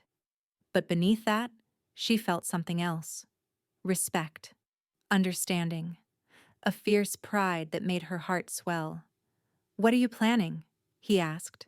Ivy closed her eyes, reaching deep into the well of power that had always lived within her, the healer's gift that had made her valuable to Silver Peak. The silver light that Lysander had been helping her strengthen over these past weeks. She had never pushed it to its limits, never used it for anything more than tending wounds and easing pain. But there was an older magic woven through her gift, something she had only read about in Silver Peak's oldest records, texts that most healers never bothered to study because the magic was considered too dangerous, too consuming. The healer's truth rite, a ritual that forced the caster to bear their memories to all who witnessed, making their truth visible and undeniable.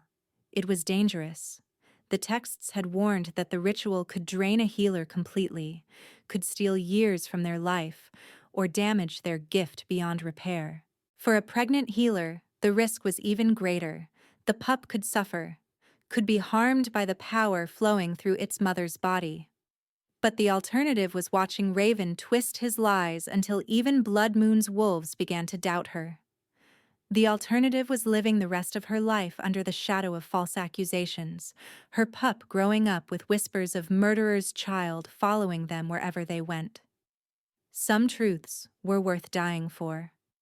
"I'm going to show them," Ivy said quietly. "All of them. Everything that really happened."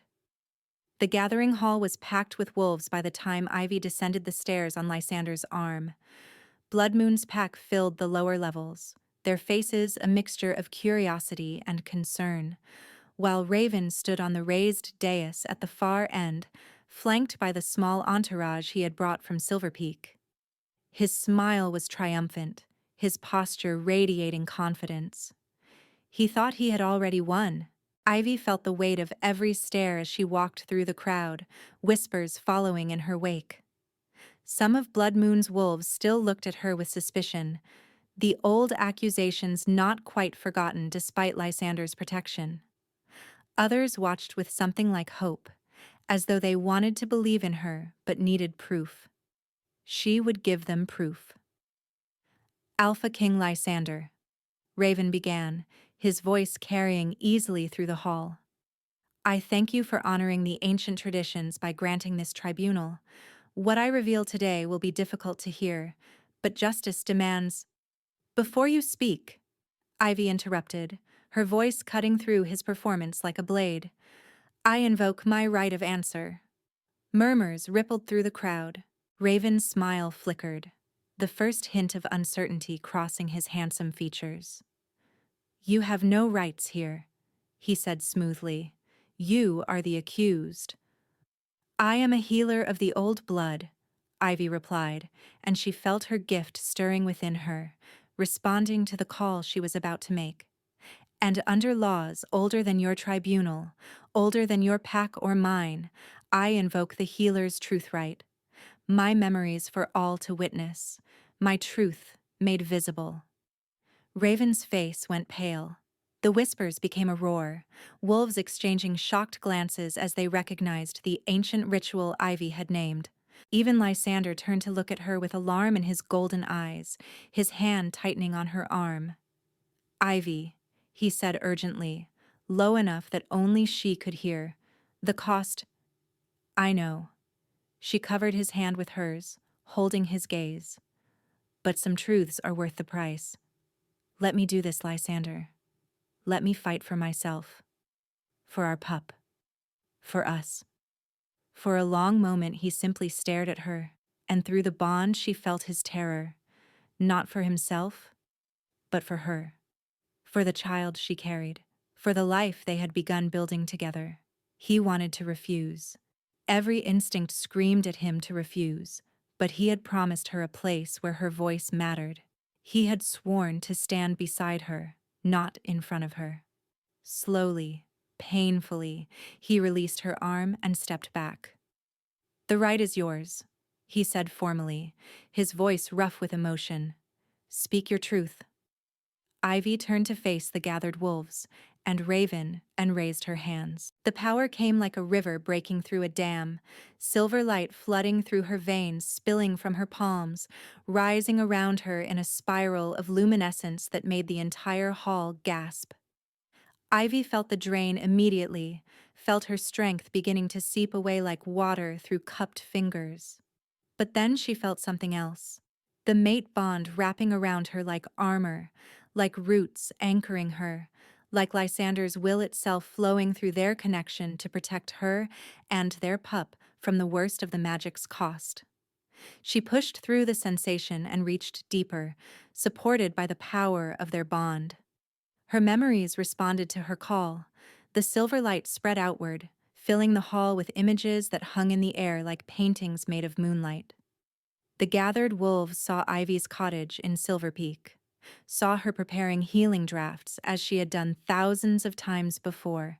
They saw Raven appearing at her door, his smile so charming, his words so sweet as he asked her to prepare a special tea for Luna Margaret, something to help her rest during her difficult pregnancy. They saw Ivy mixing the tea with care, saw her checking each ingredient twice, saw her sealing the container and handing it to Raven with instructions for use. And then, they saw what happened next. In the shimmering images, Raven walked not toward the Luna's chambers, but toward a small grove at the edge of the pack territory. They watched him empty Ivy's carefully prepared tea onto the ground and replace it with something else. A dark liquid from a vial he pulled from his own pocket. Something that smelled wrong even through the memory, something that made wolves in the crowd growl with recognition. Moonbane, the poison that could end any pregnancy. The vision shifted. Raven in Ivy's healer's stores that same night, sliding a second vial of moonbane behind her jars of chamomile and valerian root, arranging it so it would be found when someone came looking for evidence. Planting the proof of a crime he himself had committed. Raven surged forward from the dais. "Lies!" His voice cracked across the hall, shrill with desperation. "This is healer's trickery, manufactured visions, nothing more." But the silver light flared brighter in answer, and several of Lysander's wolves stepped between Raven and Ivy, their eyes flat with warning. He stumbled back, his composure fracturing visibly, the charming mask splitting like plaster over rotten wood. The images shifted, showing Margaret drinking the tainted tea, showing her collapse and the horrible aftermath.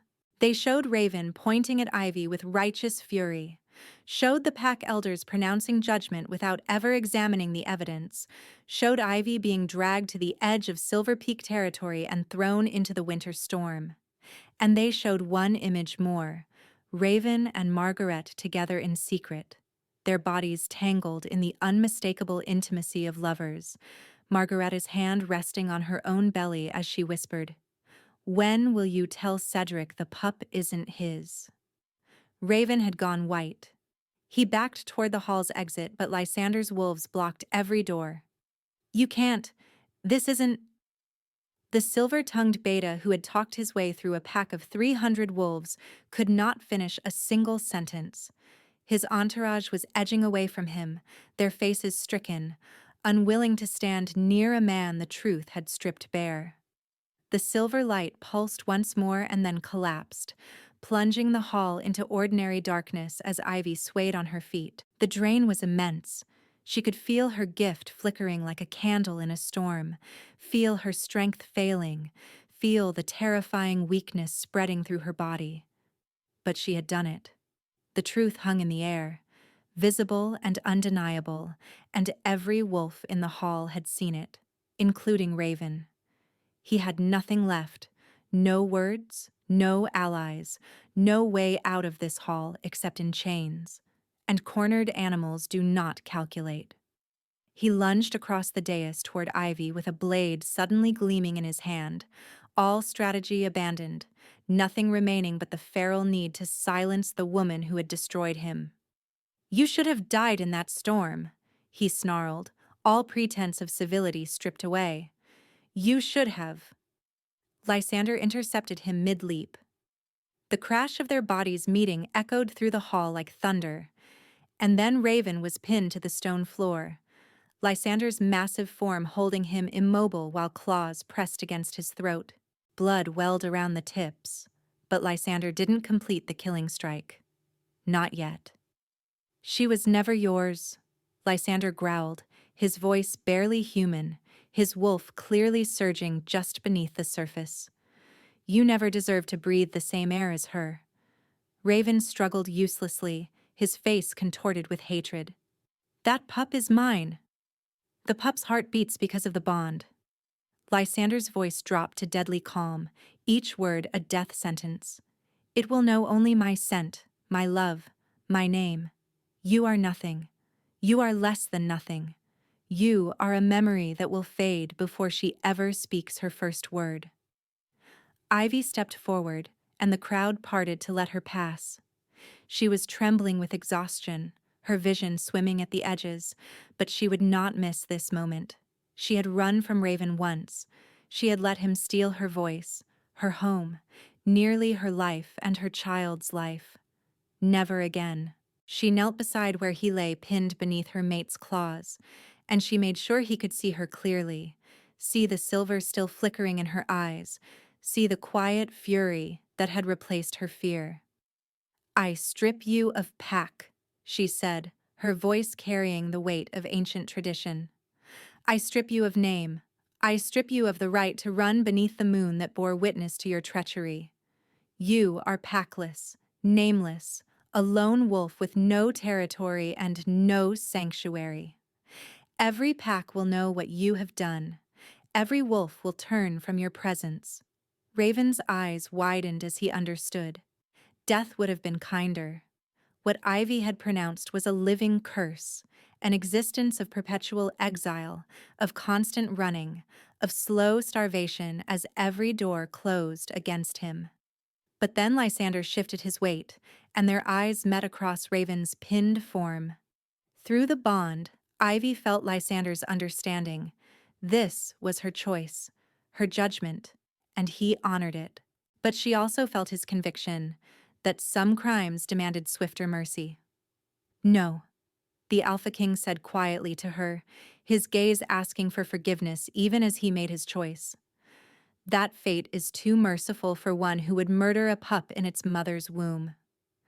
His claws tore through Raven's throat in one savage motion. The gathered wolves erupted in howls, not of mourning, but of witness.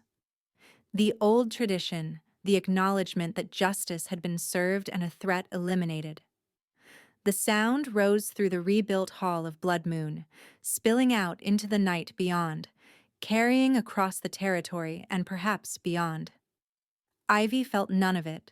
She was falling, her strength finally giving out entirely, the cost of the truth right claiming its due. The world tilted and spun and went gray at the edges, and her last conscious thought was terror for the tiny heartbeat still fluttering in her womb.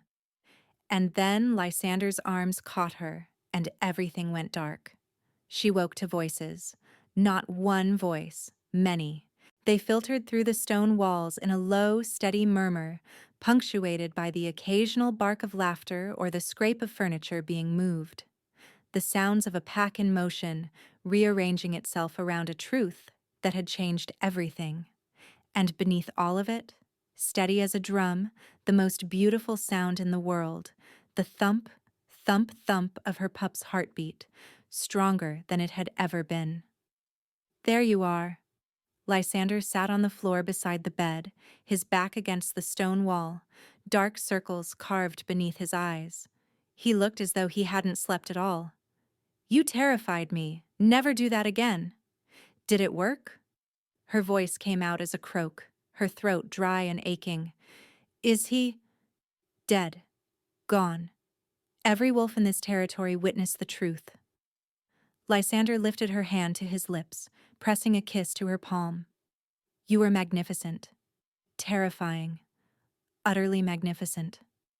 Ivy closed her eyes, letting the words wash over her. It was finished. Raven was gone. The truth was known. And she was still here. They were still here. She and Lysander and the precious life growing within her. When she opened her eyes again, something had shifted in Lysander's expression. The relief remained, but beneath it was a hunger she recognized, a question burning in his golden gaze. Ivy. Her name was a prayer on his lips. I almost lost you tonight. When you fell. When I thought. He broke off, his jaw tightening as he fought for control. I cannot bear another moment without claiming you fully, without being claimed by you in return. The bond is there, but incomplete. And I need. Yes. The word escaped before he could finish, because she needed it too. She had felt the incompleteness throughout her ordeal, the bond straining toward something it couldn't quite reach. She wanted to be whole. She wanted to belong to him in every way a mate could belong. Lysander exhaled shakily, as though he had been prepared for refusal, for hesitation, for anything but her immediate acceptance. His hand trembled slightly as he brushed the hair back from her neck, exposing the junction of throat and shoulder where his mark would rest. Are you certain? The bond will be permanent, unbreakable. You will feel everything I feel, as I will feel everything in you. There will be no hiding, no walls between us ever again. Ivy reached up and traced his jaw, feeling the stubble beneath her fingertips, feeling the tension in his body as he held himself in check. I have spent my whole life hiding. Behind duty, behind silence, behind walls I built to survive. She tilted her head, baring her throat in the ancient invitation. I don't want to hide from you, Lysander. I want to be yours. Completely. Forever. A sound escaped him, half growl, half groan, and then his mouth descended on her neck. The first touch of his lips was gentle, reverent, trailing from her jaw to her collarbone in a path of fire. Ivy shivered, her hands fisting in his shirt, her wolf rising to meet his with a joy that left her breathless. She felt his teeth graze her skin, testing, preparing her for what was to come. This will hurt, he murmured against her throat. Only for a moment. And then, do it. Her voice was steady despite the trembling in her limbs. Claim me, Alpha. His teeth sank in. Sharp pain lanced through her, bright and startling and immediate, and she gasped, her nails digging into his shoulders. But the pain transformed almost instantly, transmuting into something entirely different. Warmth flooded through her from the point of contact, spreading outward like liquid gold through her veins, and through the bond she felt Lysander. Not just his presence, but his essence, his soul, everything he was and had ever been.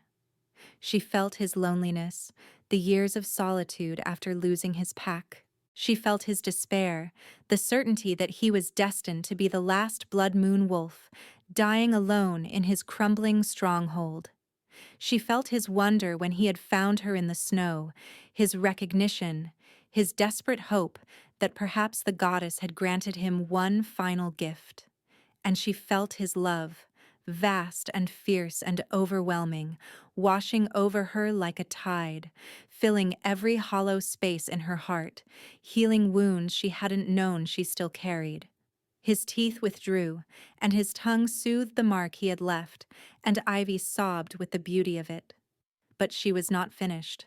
Rising on trembling arms, she pulled at his shirt until he helped her strip it away, baring the broad expanse of his chest and the junction of his own neck and shoulder.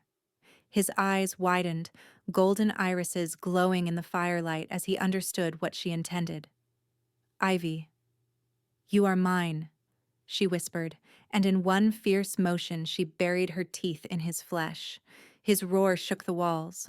She felt him arch beneath her, felt his hands grip her hips with bruising intensity, felt the bond snap into its final configuration like a key turning in a lock. And now she wasn't just receiving, she was giving. Her own essence flowed through the mark, showing him everything she was. Her lonely childhood, the quiet healer's daughter with no pack standing. Her years of service to wolves who never saw her as more than a useful tool. Her brief hope when Raven had shown interest, and the crushing devastation when she understood the truth of his intentions. Her flight through the storm, her despair, her absolute certainty that death was coming for her and her pup both. And then, him. The warmth of his arms around her unconscious body. The first flutter of her pup's heartbeat when the bond ignited. The slow, careful rebuilding of trust. The moment she realized she loved him, and the terror and joy that came with it. "Mine," she breathed against his skin, and she felt his response echo through every fiber of her being. "Yours," he growled back, and his arms wrapped around her, pulling her close until no space remained between them. "Mate, mate," she agreed, and when she finally withdrew her teeth from his shoulder, their matching marks pulsed with silver light. The visible proof of a bond that could never be broken. They held each other in the firelight, breathing together, feeling the new completeness of their connection. Through the bond, Ivy sensed Lysander's wonder and his peace, his absolute contentment at having found her, at belonging to her as surely as she belonged to him. And beneath her hand, pressed against her belly, their pup's heartbeat drummed strong and steady, a third thread in the tapestry of their new family. The ceremony took place 3 weeks later when Ivy had fully recovered her strength and the Blood Moon Pack had gathered to formally acknowledge their new Luna. The great hall blazed with torchlight and the warmth of dozens of gathered wolves. Brenna had orchestrated the preparations with an iron will that belied her advanced years, ensuring that every tradition was honored, every ritual performed with the precision it deserved. Ivy stood before the gathering in a gown of silver and deep blue, Lysander's colors, with wildflowers woven through her hair. Her pregnancy was visible now, a gentle swell beneath the fabric that the pack had come to view, not with suspicion, but with anticipation. This pup would be Blood Moon's future. The first new life born to the pack since the war that had nearly destroyed them. Lysander took her hand as they faced their people together. "This pack was broken," he said, his voice carrying through the hall. "For years I believed we would fade into memory, one more casualty of a war that took too much from all of us.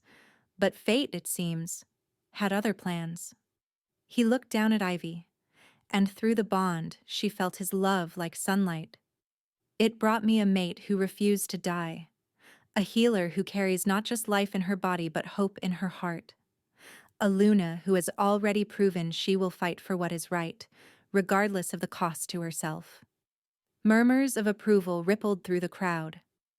Ivy saw faces that had once watched her with suspicion, now gazing at her with something approaching awe.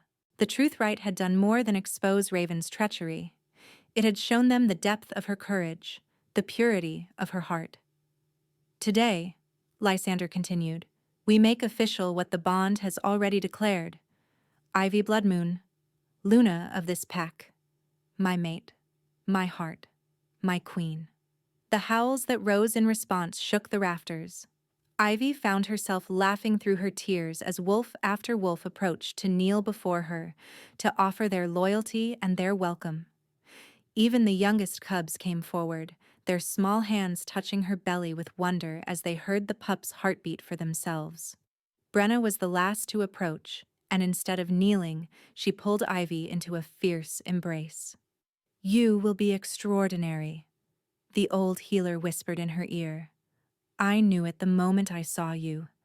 Blood Moon will rise again because of you. That night, lying in Lysander's arms with the moon spilling silver light through their window, Ivy allowed herself to finally believe it. She was safe. She was loved. She belonged. Are you happy? Lysander asked quietly, his hand resting over their pup. Ivy considered the question.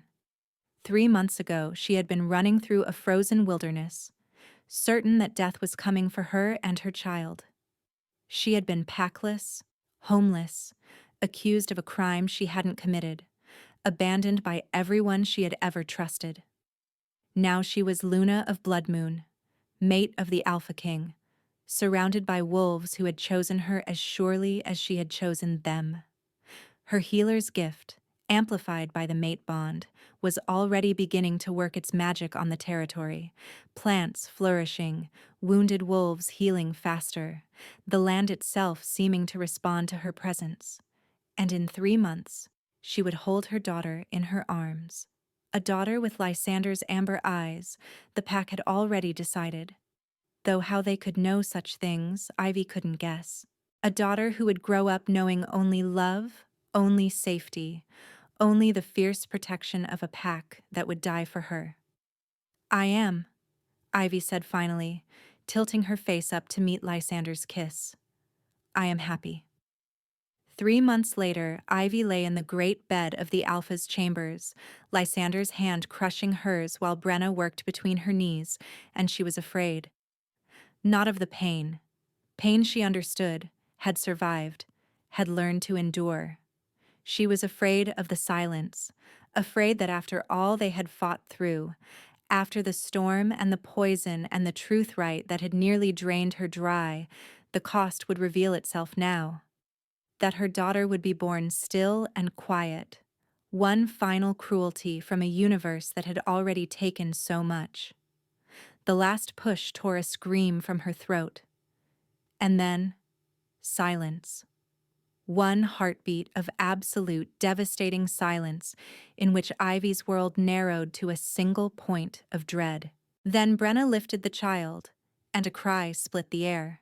Furious, outraged, magnificent. The howl of a wolf pup who had fought for every moment of her existence and intended everyone to know it. She's here, Brenna said, her voice cracking in a way Ivy had never heard from the iron-willed old healer. She's perfect. She's here. Brenna placed the squalling bundle against Ivy's chest, and Ivy looked down into her daughter's face and stopped breathing. The pup's eyes were open. Unusual for a newborn, Brenna would later tell her, almost unheard of. And they were amber. Not brown, not hazel, not any shade that Raven's blood might have produced. Amber, shot through with flecks of gold, identical to the eyes of the man who stood trembling at Ivy's side. The bond, Brenna whispered, and Ivy heard the old healer's words from months ago echo back. By the time she's born, she'll wear his eyes as surely as if they were her own. Lysander reached for the child with hands that shook from something far deeper than fear. He cradled her against his chest, this massive, scarred Alpha King who had rebuilt a pack from ruins and faced down a killer without flinching, and his face simply broke open. There was no other word for it. Every wall, every mask, every layer of control he had ever constructed dissolved in the space of a single breath, and what remained was raw and unguarded and radiant. She has your eyes, Ivy whispered, exhausted and radiant herself, reaching up to touch her daughter's perfect cheek. And your strength, Lysander managed, his voice rough and unsteady.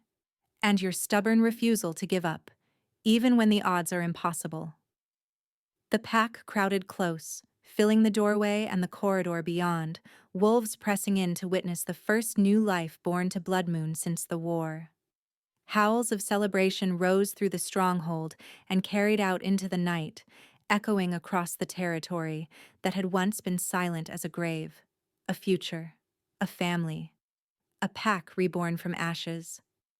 Ivy closed her eyes, letting the sound of her family wash over her. Lysander's steady heartbeat, their daughter's small cries, the joyous noise of wolves who had found their way home. She had once believed that her story would end alone in the snow, forgotten and unmourned. But the goddess had written a different ending entirely. And as Ivy drifted toward sleep with her mate and daughter beside her, she knew with absolute certainty that this was only the beginning.